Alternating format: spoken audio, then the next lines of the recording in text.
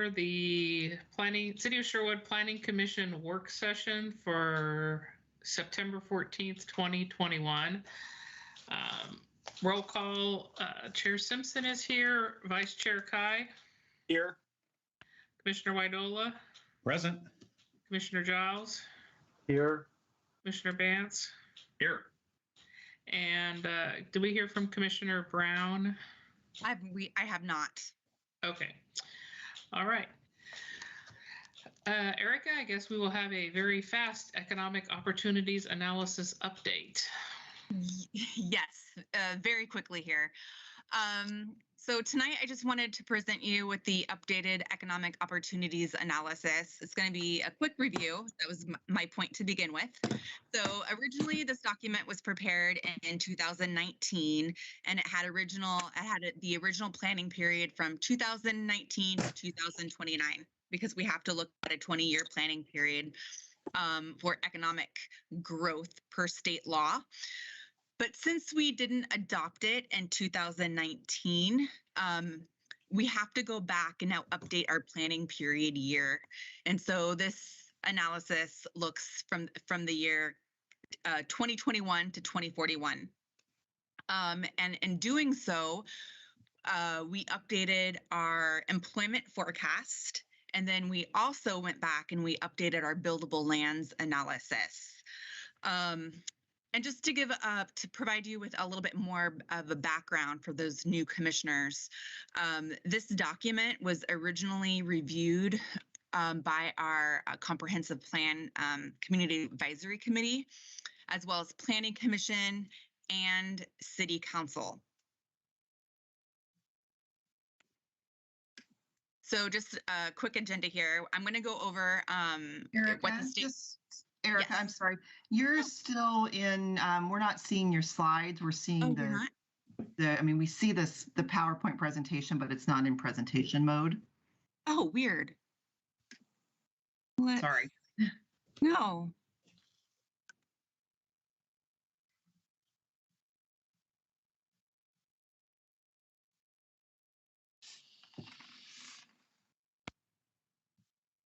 Let's just. Can you see it now? Okay. There you go. Yes. Okay. Yep. Perfect. All right. So I'm going to talk about some of the state requirements tonight. I'm going to go over the updated buildable lands analysis.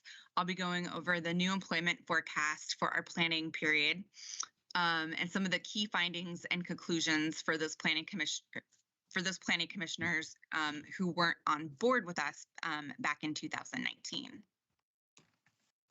I did send out the document last Tuesday for review, and I also want to let everybody know, and for those who may be watching tonight, that the document is up online, and it has a project page because it's going to be going to a hearing in October. So what is goal 9? So goal 9 is the statewide planning goal that, pretty much states that cities, we need to provide for economic opportunities for our residents. So there are some legal requirements to goal 9. So we need to identify lands for employment. So we need to make sure that we have enough zoned land for our employment capacity over the next 20 years. And then we are also required to look at our existing conditions.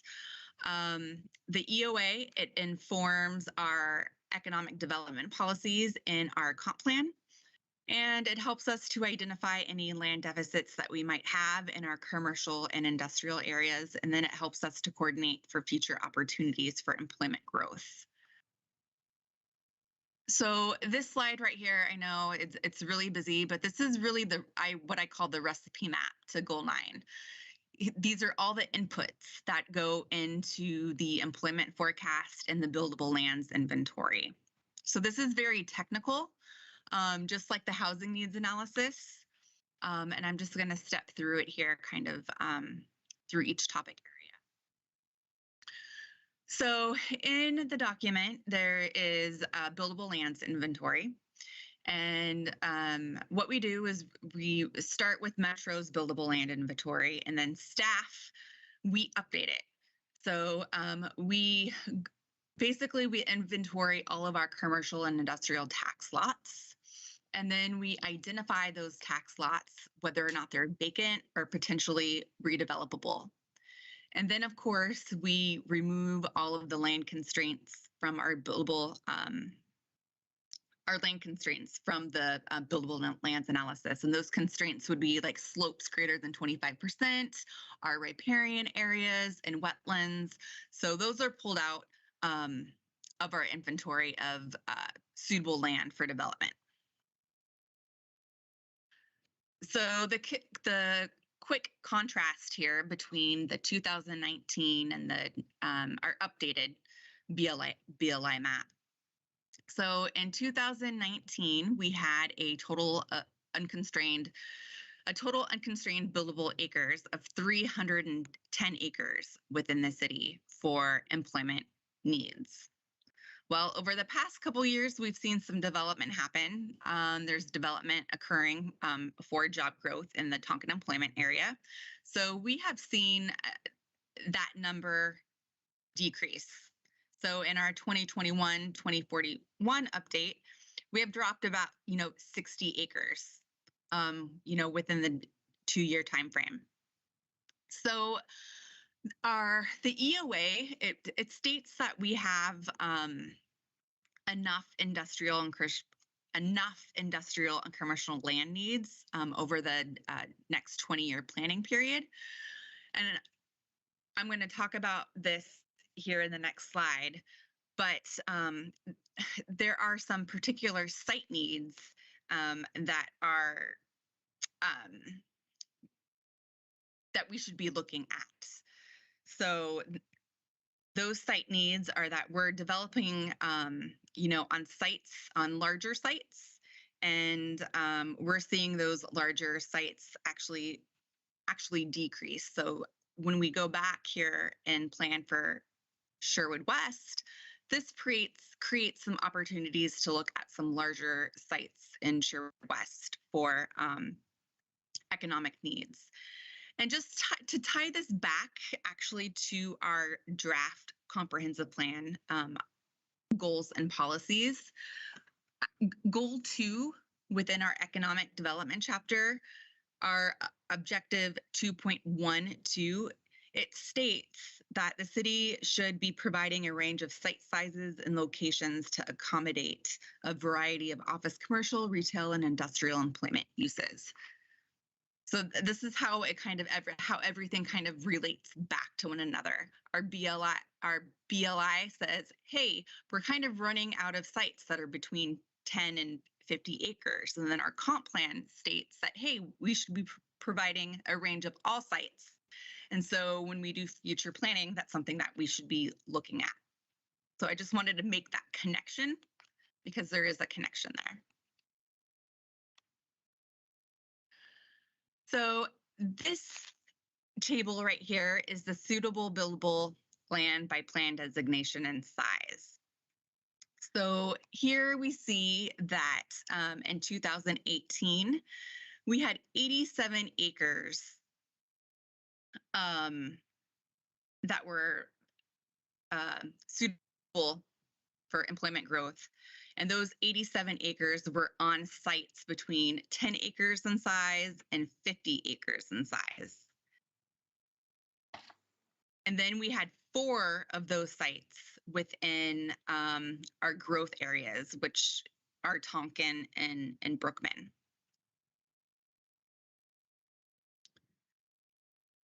So this is our updated table. And you can actually see that our economic development goals within the city are working. So we are kind of gobbling up those sites between the 10 and 50 acre range. And you can see that both within the current city limits and within our our growth areas, such as Tonkin. And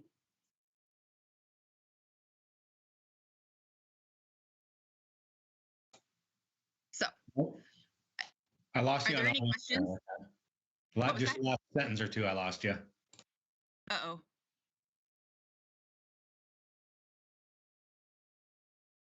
Can everyone? We can hear you now, I Okay. think. Holy moly. Yes. I don't know what's going on. Was that just me, or did everybody else lose like that last sentence? Yeah, I lost it too. I lost it. But I think we hear you now, Erica. Okay, great. So I'm just going to touch on some of the existing economic conditions in Sherwood. So we know that Sherwood wages are below average for the region and the nearby cities of Tigard and Tualatin. We have a lot of service commercial uses within Sherwood, but our median family income in Sherwood is, above the comparable cities in the region. And so we know that more people are actually commuting out of Sherwood to work. And looking at potential growth industries in Sherwood, we are looking at manufacturing, wholesale, professional business services, services for visitors, and services for residents. So our employment growth forecast for this planning year horizon. So in 2019, the average annual growth rate was forecasted to be 1.7, which came out to be about 3,446 jobs for that planning period. Now, with this recent update, the employment forecast is slightly lower. It's 1.442, which is a decrease about roughly around 400 jobs for the planning period. Now, remember that this is just a forecast. We can definitely, we may grow more than that. As you can see with our current economic development goals within the city, we are, consuming land in our Tonkin employment area and are seeing more employment growth overall. The projected employment rate is actually faster than our housing needs analysis growth rates. And since this is the case, the population to employment ratio in Sherwood would actually decrease from 3.2 residents per job to about 2.3 residents per job over this planning period, which is something that, is supported by not only City Council, but it's actually supported in our economic goals and policies in the draft comp plan itself. So some conclusions here out of the EOA, that, we have enough employment land to accommodate our industrial growth needs. But as you can see, there will probably be a likely shortage of appropriate sites. And that's something we're going to have to, address as we plan here in the future. You can see that our unconstrained billable acres went from 309 acres to 249. So, we are, in the process of developing our employment lands and continue to. The document states that we should be addressing our infrastructure needs, in the Tonkin employment area and aligning some of our economic development planning with the infrastructure development that is out there. And then this is something that we hear quite a lot, and also we've heard it through the Sherwood West relook update, is that we will continue to need, flexibility in our code to provide opportunities for employment. And of course, we should be working with our partners to identify opportunities to support existing local businesses in Sherwood. So we plan on having a public hearing on the EOA for Planning Commission to make a recommendation to City Council in October. And I'm going to actually end this and stop sharing my screen. And the reason why we, we'll be having this hearing is because we need to adopt this document prior to the comprehensive plan because it is a supporting document to the plan itself, just like our housing needs analysis is. So with that, I hope I can answer, any questions that you may have. We have 4 minutes.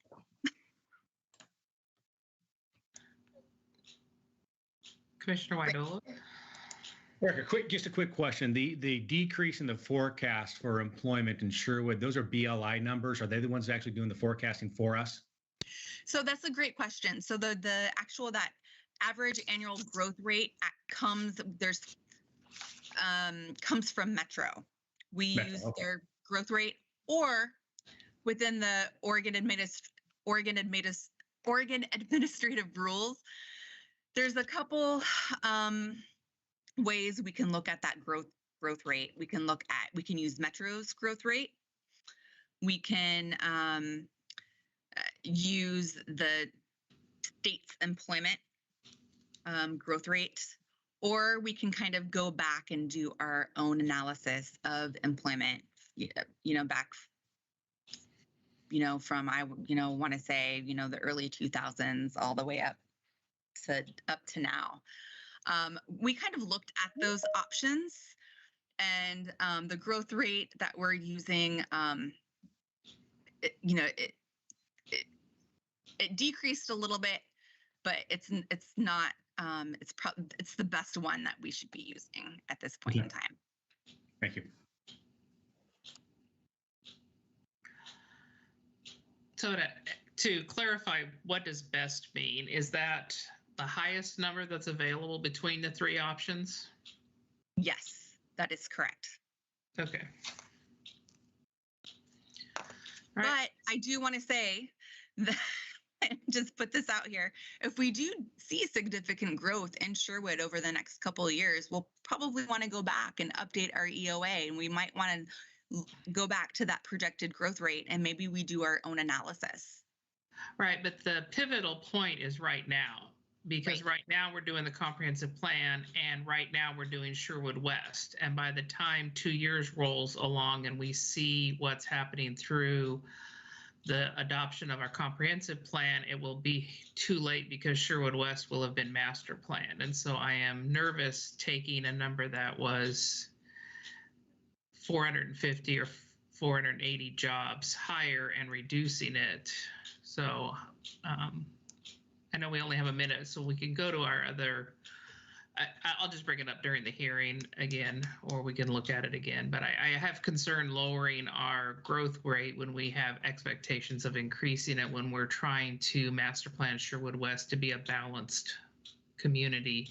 So I want to make sure that we do the best for Sherwood West before it's too late. So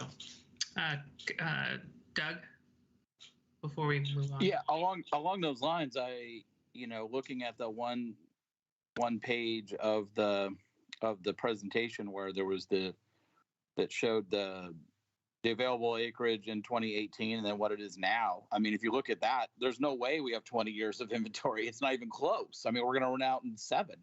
So I think something's got to, and obviously I think, it's not necessarily to say that the 2-year growth rate we've seen is going to continue for 20 years because it's been high. I agree, but it also means it's probably somewhere in between, right? It's not going to regress to what it was before. So it feels like, yeah. Yeah, and I'll chime in. That is the frustration with the way we have to do these things and following state law. We have to use this growth rate, and one of the things that we did, I think when we did the first Sherwood West, or maybe it was when we did Brookman even, is we still have to kind of answer but how fast are we actually going through it? And it like Erica said, we're going to continue to look at this, and it's not going to sit static. And I know that we are in the middle of doing Sherwood West, but we'll have to revisit this in a few years. And if we need to make additional changes, we'll have to make additional changes. It is, it's very frustrating having to follow the rules on the growth rate when you don't when you're trying to change the growth rate and you're trying to move that dial, and the state laws don't really let you recognize that, and we're kind of doing the best we can. Yeah. Do they not allow us to weight more heavily the recent growth? No. Well, Erica, you've got your finger up. Well, we're late for the hearing. I just want to be mindful of that. But go ahead, Erica. Doug, that's a yes and no. In our current case, it just doesn't average out. Yeah. How long is the average? Is it a 5 year? Is it a 7 year? Like, what's the? I think we went back to 2002. Is that's not dictated by law? Like I think we need to go back to a more recent where we've actually tried to be a balanced community, not where we were a bedroom community. And that's a 20-year horizon. Yeah. Everything's changed. Yeah, I would say two things. Like if we have flexibility on deciding what that horizon of look back horizon is, then we should look at that. And then secondly, if there's an opportunity to apply more weight to, like, there's two ways to do it, right? You just have a flat average, or you have a weighted average where you weight, more recent years more heavily than the older years. And maybe the law doesn't allow that. I don't know, but that's like common statistical forecasting. I mean, in my line of work, this would be like a no-brainer. Nobody would use a flat 20-year average. You use more recent trends, weight them more heavily. But if you're not allowed, you're not allowed, because the state doesn't, whatever. But I definitely think we should shrink that window if that's allowed. I'll shut up now. And can you email the PowerPoint to us, or Yes, at least to me? I certainly will email everyone the PowerPoint. And I just want to go back a little bit. Sorry, Jane, I know we're running late here, but with as we start to see like our parcel size between our 10 and 50 acres really shrink, I think that's where we can look to see, okay, where can we get more parcels of that size? And that would be through Sherwood West. So maybe we look at, we need to carefully put this economic opportunities analysis in front of the Sherwood West project, so that is balanced to what our goals are, not to what our history was. So thank you. All right. So hopefully we can all transition smoothly to the other meeting on Teams. All right. Thanks. See ya. You over there. See you on the flip side.